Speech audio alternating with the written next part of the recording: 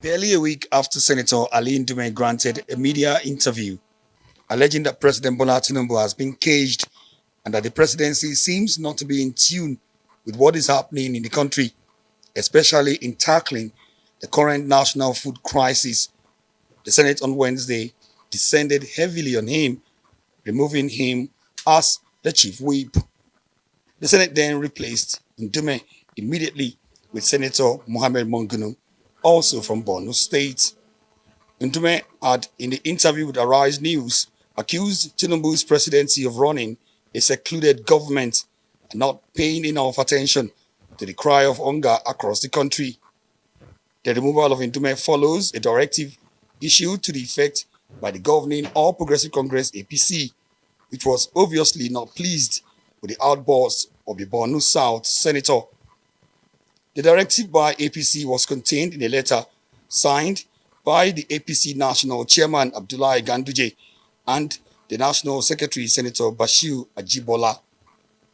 President of the Senate, Godswill Akpabio, subsequently put the party's request to voice votes directed only at the party's caucus, and the decision was loudly affirmed by all the APC senators.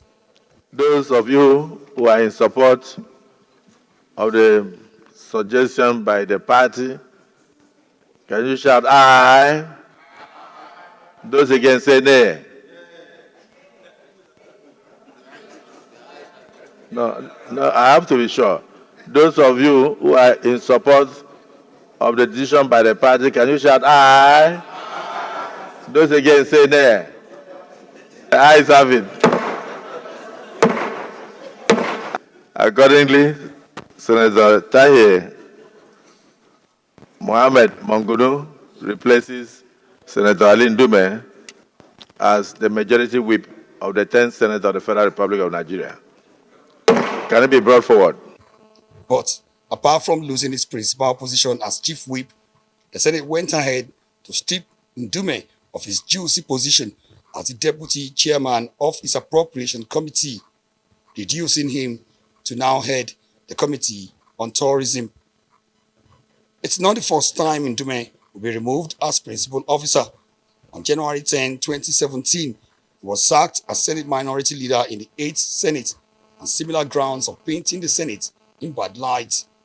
He was later suspended from the Senate after his allegations that the then President of the Senate, Bukola Saraki, imported some SUVs without going through the proper channel and paying the right duties, and that Senator Dino Melaye didn't have his discharge NYC certificate.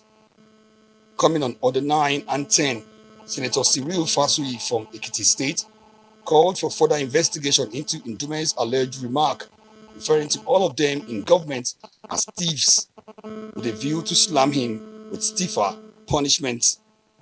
Every one of us, we are thieves. That's a very blanket statement. Just this morning, sir. Just this morning. He did not say you are a thief. That He said all of you in government all of us. are kleptocrats. Yes. With compulsion, right? And then most of the time you steal what you don't need. That means you can go to somebody's house and you remove the key in the door of the person's house. You don't need the key, but because it is your business to steal, you must steal. So you take the key, put it in your pocket, and leave the house. Reacting to Fasui's claims that his privilege were breached by Ndume, Akpabio said the word kleptocrat used by Ndume is even more offensive. Those who believe that the party APC has taken appropriate sanctions